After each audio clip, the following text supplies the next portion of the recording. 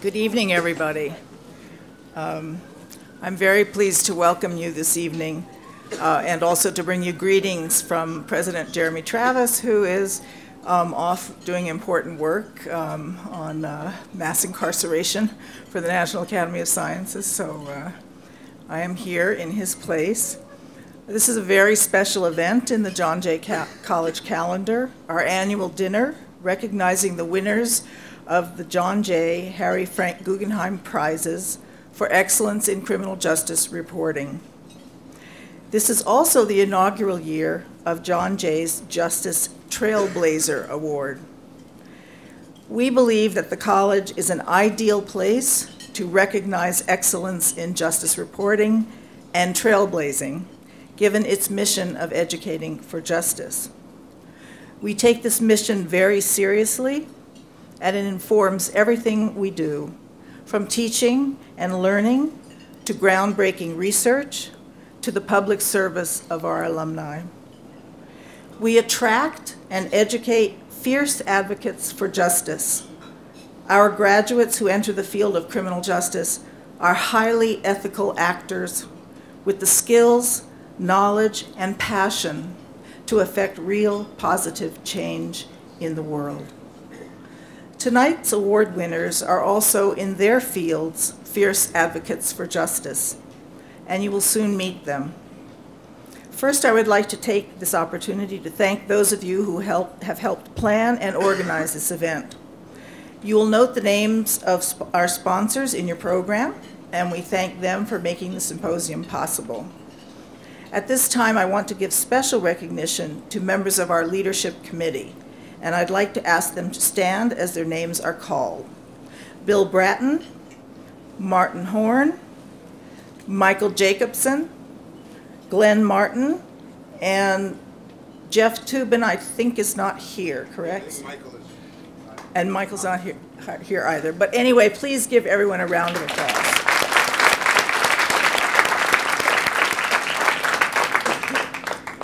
Thank you. Finally, but very importantly, we'd like to thank Joel Wallman, and through him, the Frank Guggenheim Foundation, for their support of our annual prizes and dinner. We've prepared a special program for you, which we will begin shortly. But first, I want to introduce somebody who actually doesn't need any introduction because he's been around all day, but it's my pleasure to ask him to come to the podium and speak to you, because he is the guiding light and the public face of this conference, and we want to thank him for his leadership and stewardship of the Center on Media, Crime, and Justice. Steve Handelman. So I don't really want to interrupt your dinner. We've got a really fantastic program tonight, but we're going to do a little bit of a shameless plug for ourselves as well, because a lot of you were here for the first time, don't know John Jay College, and also don't know the Center on Media, Crime, and Justice and what we do. So now we've got you here as a kind of captive audience. We're going to show you a fantastic, if I don't say so myself, short video of who we are, and that shouldn't stop you from eating. Just chew a little quietly, and then we're going to proceed with the rest of the program with your dinner, and it's going to be a great evening. So welcome again to everybody. Special thanks to our donors, and I'll be recognizing them individually during the program. You say play on, or whatever it is. Why is it that so many people of color in low-income communities are sort of overrepresented in the media as the usual suspects or as the criminals?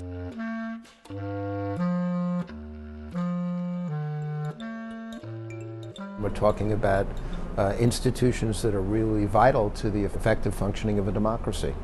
When you no longer have recourse within the formal mechanisms of the criminal justice system to rectify an injustice, you turn to reporters. When I first became commissioner, it became pretty clear that the juvenile justice system was broken in the state of New York.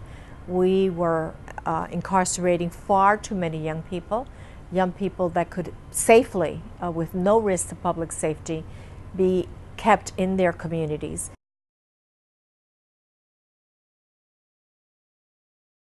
As a journalist, you have an opportunity to bring into focus maybe something that has been buried. So the obligation, I think, for all of us, journalists and academics and practitioners and policy makers alike, is to figure out how do we balance the inevitable and understandable attraction to the story of the day against the policy changes that are underway in our society. It's no secret that newspapers are suffering right now, and we are seeing a resulting loss of kind of metropolitan level investigative work of criminal justice issues. I think we've probably lost some good work because of that, things that we might have had otherwise. I think the biggest problem from our point of view is that it's very hard to find investigative journalists that will actually have the resources to go out there and dig into a case for months or years at a time. It's not going to a press conference and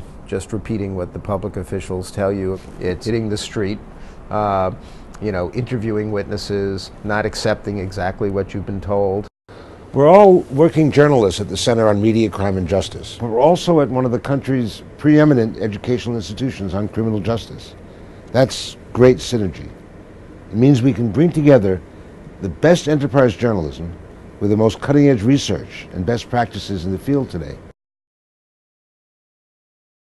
I think that the work that the center does is really so important. I've been fortunate to be able to work with the center and to see how they engage the media and to talk to some of those reporters in a really very positive way, to understand that they play an important role and how can I support that in a positive way and how can they do their job better. Reporters starting out have a huge number of responsibilities.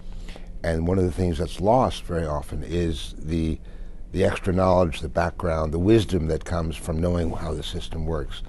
And we try to provide that backup. Journalists in our programs have produced hundreds of stories, broadcasts, and editorials that have explored hidden areas of the criminal justice system for millions of Americans. In some cases, their work has even led to policy change or new legislation. And our website, The Crime Report, is a national sounding board, a clearinghouse for good journalism, for issues that the mainstream press often doesn't have the time or the money or the reporters to cover. We've had 3 students go on to the CUNY Graduate School of Journalism, and all 3 of them happened to also intern at the center, writing for the Crime Report. And I don't think that's a coincidence. I think the center is helping to encourage, good and responsible journalism by creating a community, creating a community of fellows with the experts, with the academics. We can constantly bounce ideas off of each other. I may be reporting on something and another journalist might have done a similar story, and maybe we can go back and forth and sort of compare notes. The center's mission is critical. I can't emphasize enough the importance of the press, not just in vindicating innocent people, but laying out the policy initiatives and speaking truth to power. I mean, usually journalists work in their journalism space, and academics in theirs, and researchers in theirs, and each one is kind of doing its own work independent of the other. And the center shows that they can create these new spaces born of these collaborations. The center is very passionate about what it means to be a reporter and about what it means to report on these hot button issues when it comes to criminal justice. It's not only a calling, it's a duty, and our stories can change people's lives.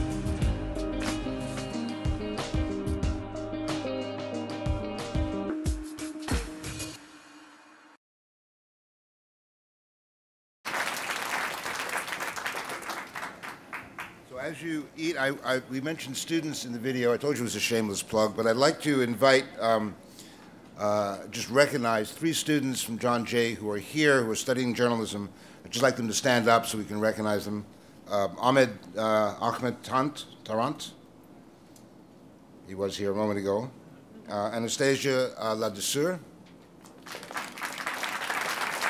and Ben Pasikoff. Okay, enjoy the rest of your dinner, and we'll be back.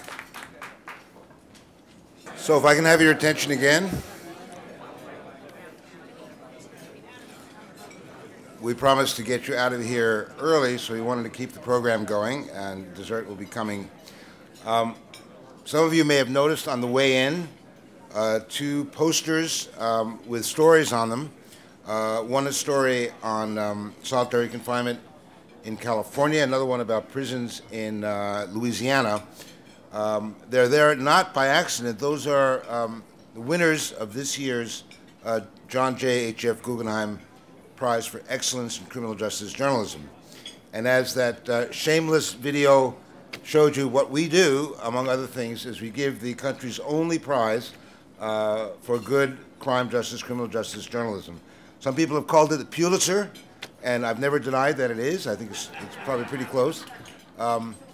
And one of the things about the prize is that it really, I mean, for everything that we say about the fate of journalism today and the problems that journalism has as an industry, whether it's layoffs of reporters, strained budgets, one of the things that's obvious is that there is still a lot of good work being done. A lot of good reporters out there are doing really fantastic stuff. So, and I'll give you a better opportunity to applaud, because what we want to do right now is start our kind of award ceremony for our annual winners. And the first winner, the winner of our single prize for best single story of the year.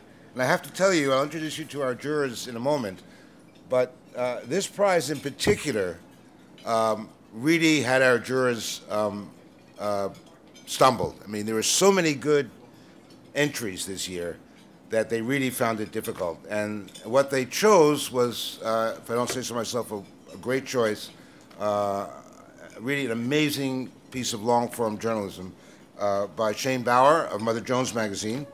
And I'd like Shane to come up here as a...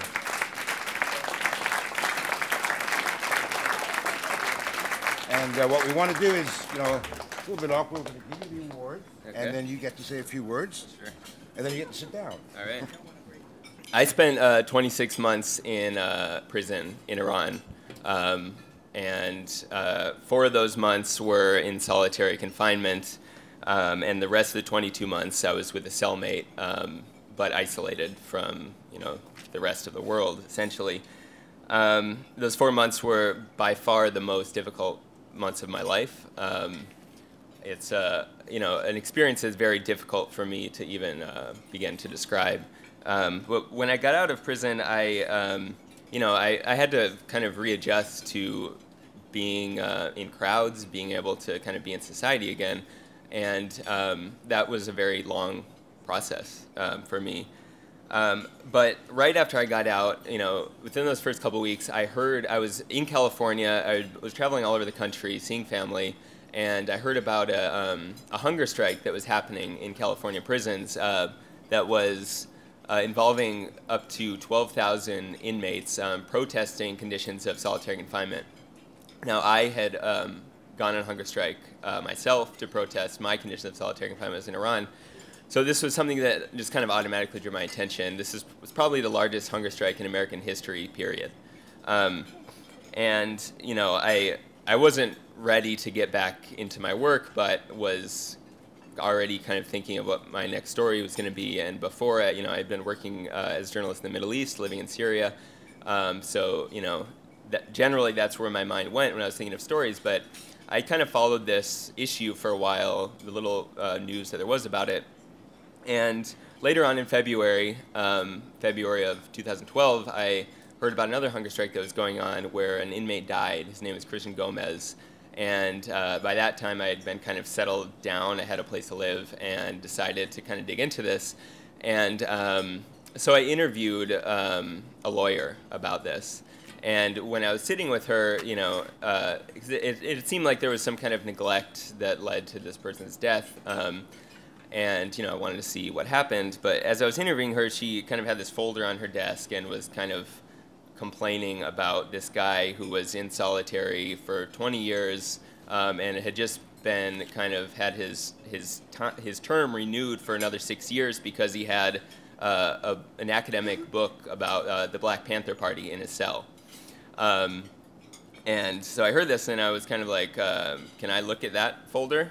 And she's like, well, you know, I have to ask him. And I kind of, you know, thought, okay, if this is true, you know, and I was kind of skeptical, then I need to like find this guy for my story. But, you know, and then I kind of interviewed other lawyers, and it was just so many people were telling me about these situations of men who had been in for 10 years, 20 years in solitary confinement, and on kind of sketchy evidence. So I started actually getting in touch with these inmates, start writing letters, and actually getting their case files. And what I found was this, I basically over 6 months developed this trove of documentation of, you know, people that were essentially, you know, being validated as gang members, they call it. And the evidence that I was finding of a lot of these gang validations was included possession of Machiavelli's The Prince or Sun Tzu's Art of War. You know, the manual for these gang investigators who put people in these units, these solitary units, which was a confidential manual that I obtained, taught that use of Spanish words tío and hermano, you know, uncle and brother, could indicate that gang membership, you know. Even journals, if one inmate had a journal that was said to show gang ideology. In this journal, there was no reference, I read the journal, there's no reference to violence in this, no reference of gang activity. It was all kind of musings about African-American history, numbers of hangings in the early 20th century, talking about Nat Turner, Malcolm X. And this was gang ideology, and this person had been in solitary for 4 years based on this.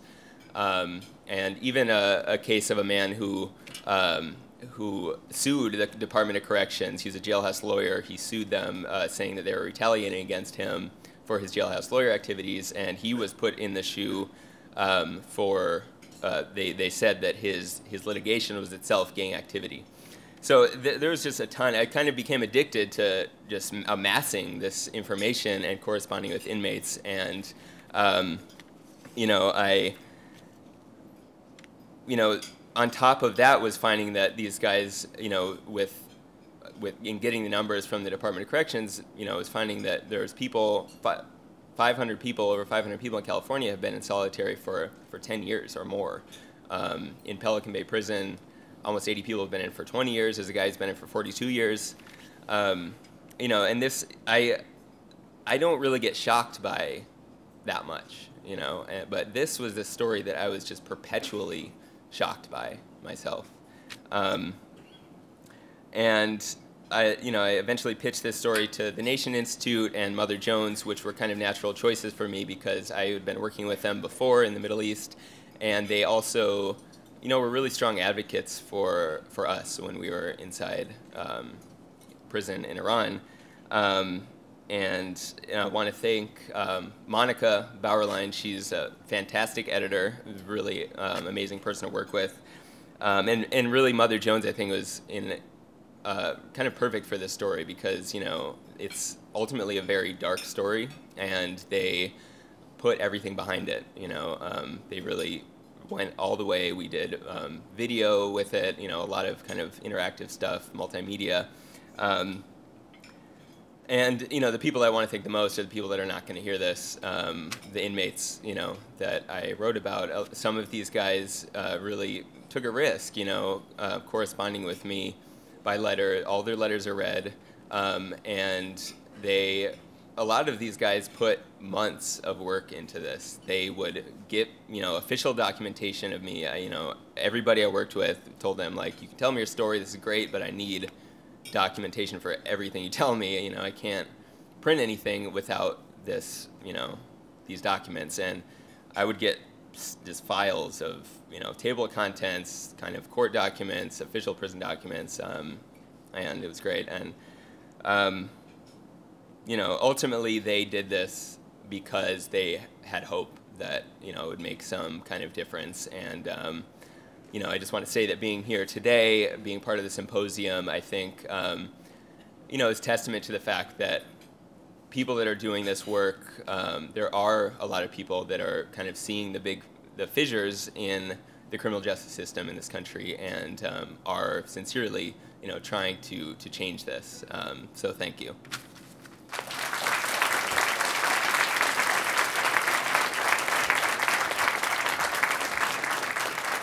Thanks, Shane. So those of you who've been attending our symposium today will know that the theme of the symposium this year is smart justice.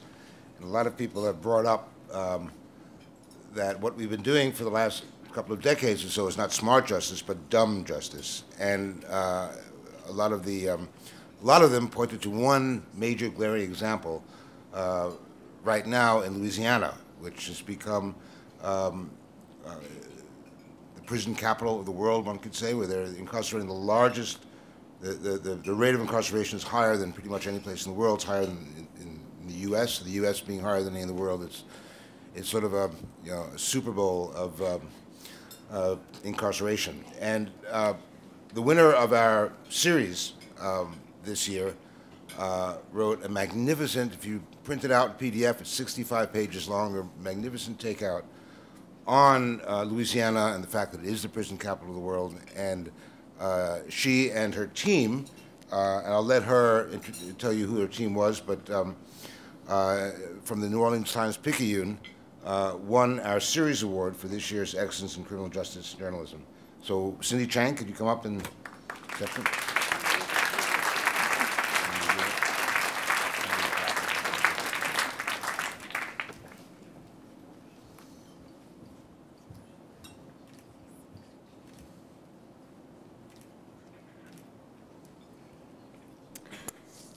This series happened because the Times-Picayune invested resources in it, plain and simple. I worked on it more or less full-time for nearly a year. There were 3 other byline reporters, a photographer/videographer, a graphics artist, and about a dozen other staffers who contributed to the project. A month later, much of that team was laid off, along with nearly half the newsroom staff. One of the writers was laid off, the photographer was laid off, the page designer was laid off. Peter Kovacs and Dan Shea, the 2 managing editors who are always the driving force behind projects, including this one, were also canned. So here's your thanks for your great work, a pink slip. The paper/website, or whatever we're supposed to call it, immediately began hiring young, inexperienced, and presumably cheaper replacements. I'm glad to see that reporters from other Newhouse papers are among this year's fellows. There are still talented people at the Times-Picayune whose instinct is to dig deep. But I fear that will become increasingly difficult as the focus shifts to frenetic blogging, quantity over quality, and eventually pay for clicks. I made my great escape, and there's no prison pun intended there. I'm at the Los Angeles Times now. But I still think a lot about the inmates and former inmates I met in Louisiana who never had much of a chance in life because their fathers were in Angola when they were born, because their fathers took them along on drug deals when they were 5 years old, because they went to crappy schools. Committing a crime in Louisiana turns you into a dollar sign, not a human being who made a mistake and deserves to be rehabilitated. At one of this morning's panels, the subject of per diems came up. Most Louisiana inmates are serving their time in local prisons, which are for-profit operations run by local sheriffs. The state spends $24.39 a day on each of them. That's compared with Mr. Wetzel from Pennsylvania said that in his state, it's over $90 per inmate per day. $24.39 by comparison. And out of that, the sheriff skims a profit, so the actual spending on each inmate is less. Do you think that they're getting any drug rehab, any vocational training, anything? Besides a meager ration and a place to watch soap operas all day? Major reductions in the prison population are nearly impossible because the sheriffs need to keep their beds full. Now, there has been some progress, as Adam from Pew knows. There was, some legislation passed in this past session, which in Louisiana, anything is progress. you know, there are just this really entrenched system that has developed that has sort of got out of anyone's control. And the result of all of this, as Steve said, is that Louisiana has the highest incarceration rate in the country and in the world. But awareness is the first step, and our series did get a lot of attention, so other people will have to take it from there. Finally, I'd like to mention that those of us who are still employed are donating our prize money to a fund for our laid-off coworkers. Thanks a lot.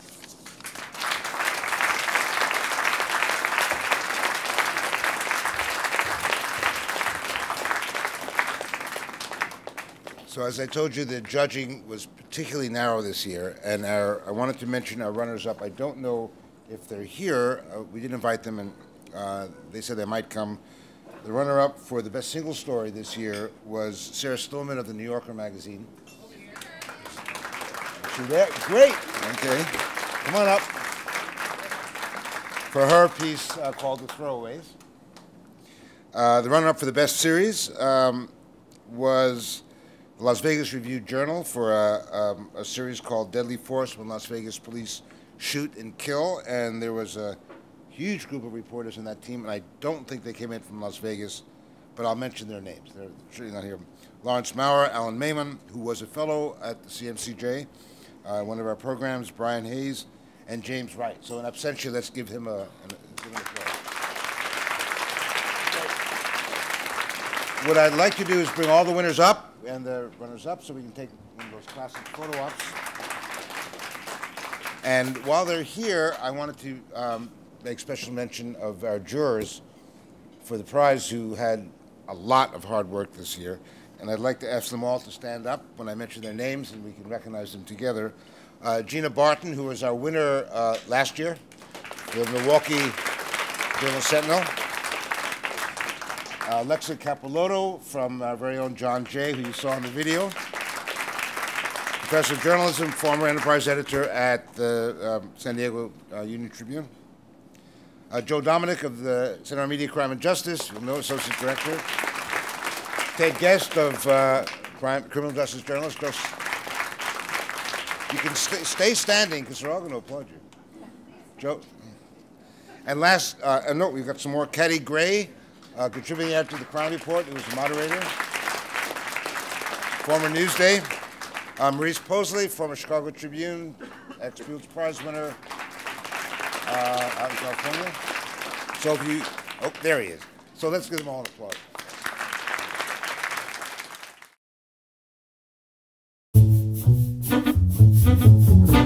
When you walk through the garden, you gotta watch your back. Well, I beg your pardon. It wasn't too long ago that if you wanted to fight the forces of evil in our society and the lies that help perpetrate them, there was only one career to choose: journalism. David Simon was a high school student in the Washington suburb of Bethesda, Maryland, when the country discovered Watergate. Like hundreds of young people in his generation, he was drawn to journalism's potential for telling truth to power. By 1982, after graduating from the University of Maryland, he was in the newsroom of one of America's legendary papers, the Baltimore Sun. His beat of choice was crime. Over the next 13 years, he covered the city's cops and courts, and he soon found a cover-up even bigger than Watergate. The harsh day-to-day reality lived by the people in the nation's poorest communities was consistently, systemically ignored by our most respected institutions, and few Americans seemed to notice.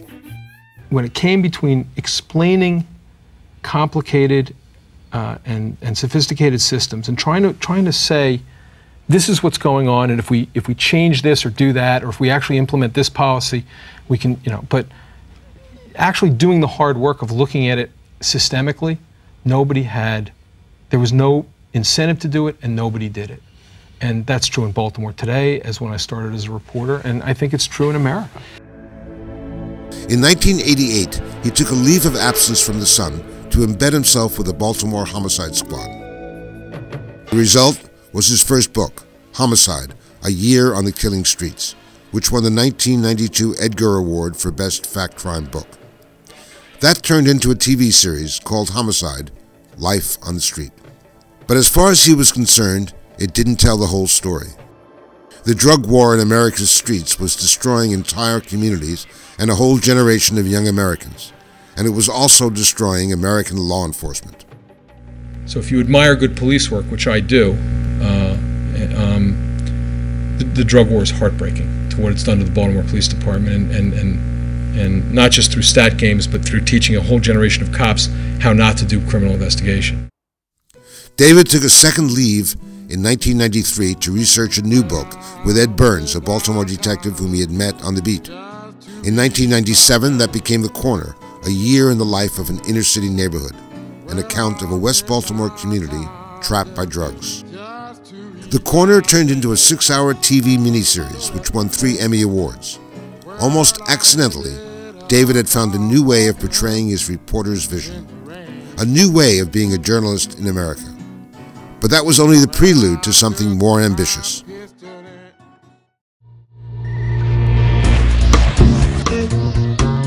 On June 2, 2002, The Wire hit the TV screens of America. For 60 episodes, 5 seasons, Americans became engrossed in the lives of drug dealers, cops, teachers, and politicians in an American city. That city was Baltimore, but it could have been St. Louis, or Philadelphia, or New York.